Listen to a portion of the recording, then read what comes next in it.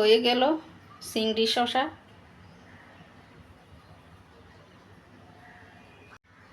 চিংড়ি দিয়ে শসার ঝোল করলাম।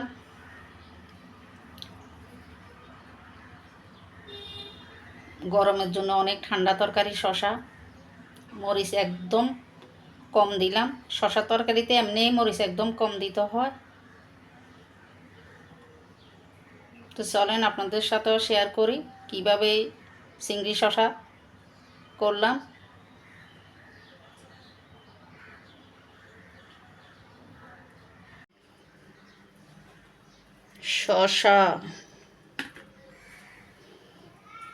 শসা রান্না করব, কেটে নিব এখন।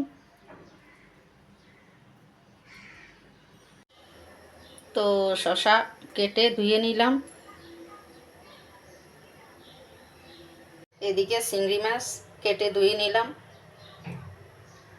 শসাটা মাছ দিয়েও রান্না করা যায়, মাছের মাথা দিয়েও রান্না করা যায়, ডাল দিয়েও রান্না করা যায়, বিভিন্নভাবে রান্না করা যায়। তবে সবচেয়ে ভালো হয় চিংড়ি মাছ দিয়ে রান্না করলে, বেশি স্বাদ হয়।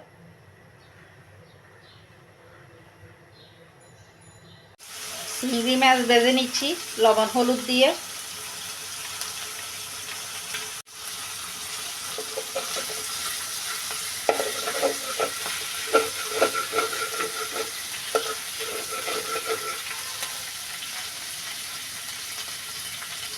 লাগে বেশি করে দিয়ে দিলাম, আর লাগবে না তেল, বেশি তেল খাওয়া ভালো না। ফোড়ন দিচ্ছি, পাঁচ ফোড়ন ভেজে নিচ্ছি।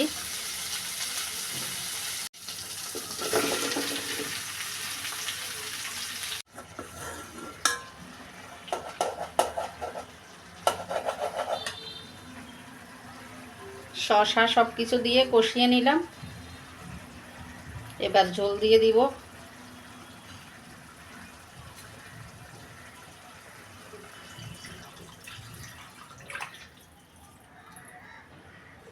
তরকারিটা অনেকটাই কষানোর উপরে স্বাদ নির্ভর করে।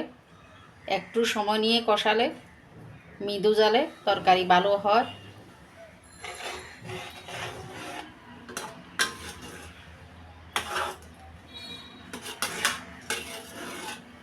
আর দিব না ঝোল, একদম মাখা মাখা শসা চিংড়ি করব।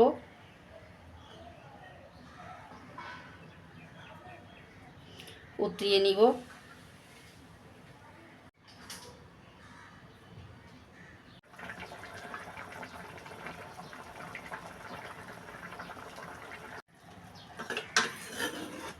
মোটামুটি হয়ে আসছে তরকারি।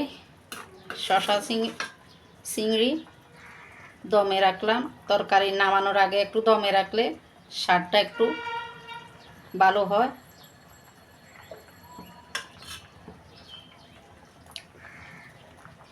লবণ ঠিক আছে।